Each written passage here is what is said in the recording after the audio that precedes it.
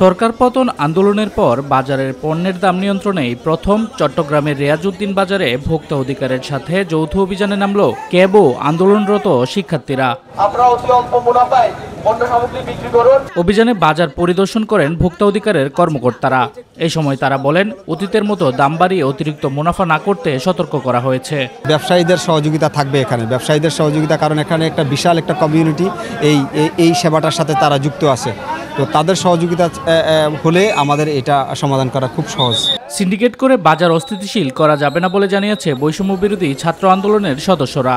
আমরা স্বাধীনতা এনেছি, এটা যেমন সত্য, একই সাথে আমরা যেহেতু কনজিউমার পক্ষ থেকে আমাদের এই ভোক্তা অধিকারের যে কাজটা এটা চলমান থাকবে। আজকে কোনো অভিযান নয়, আজকে মূলত আমরা সতর্ক বার্তা দেওয়ার জন্য মূলত ব্যবসায়ীদের কাছে এসেছি। তাদেরকে আমরা আহ্বান জানাচ্ছি অতি মুনাফায় কোনো ধরনের পণ্য সামগ্রী না বিক্রি করতে। প্রত্যেকটা বাজারে যদি আমরা যদি মনিটরিং করতে থাকি, বলা যায় যে দুর্নীতিগ্রস্ত যেসব ব্যক্তিরা আছে কিছুটা পরিমাণ আমার মধ্যে হ্রাস হবে বলে আমরা বিশ্বাস করি।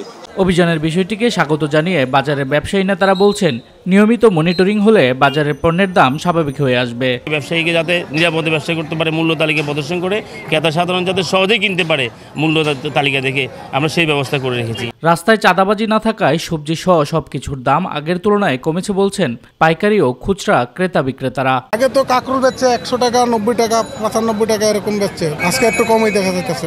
আগে তো আপনার বাংলা কত বিক্রি করছি 30 টাকা, যেমন আজকে বিক্রি করতেছি 17-18 টাকা। আমদানি খরচ কত, সরকারের রাজস্ব কত, এটা সরকার নির্ধারণ করে দিতে পারে দামটা।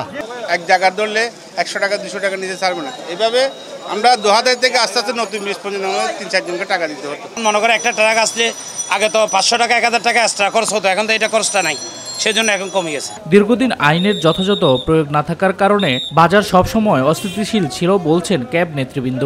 ব্যবসায়ীরা আইনকে তোয়াক্কা করে নাই, যে যার মতো করে সিন্ডিকেট করা, কারসাজি করা। সরকারের যে আইন প্রয়োগকারী সংস্থার লোকজন, সরকারি কর্তৃপক্ষ, ওরা দেখেও নীরব ছিলেন, সেই কারণে তারা এগুলো করতে পেরেছে। আমরা এখন আমাদের আবেদন থাকবে যে আইনের প্রয়োগ, যথাযথ আইনের প্রয়োগ। চট্টগ্রাম নগরীর সমস্ত বাজারগুলোতে দাম নিয়ন্ত্রণে অভিযান অব্যাহত থাকবে বলে জানান ভোক্তা অধিকার ও ক্যাবের নেতৃবৃন্দরা। শামস তাবরিজ উচ্ছ্বাস, মাই টিভি নিউজ ডেস্ক।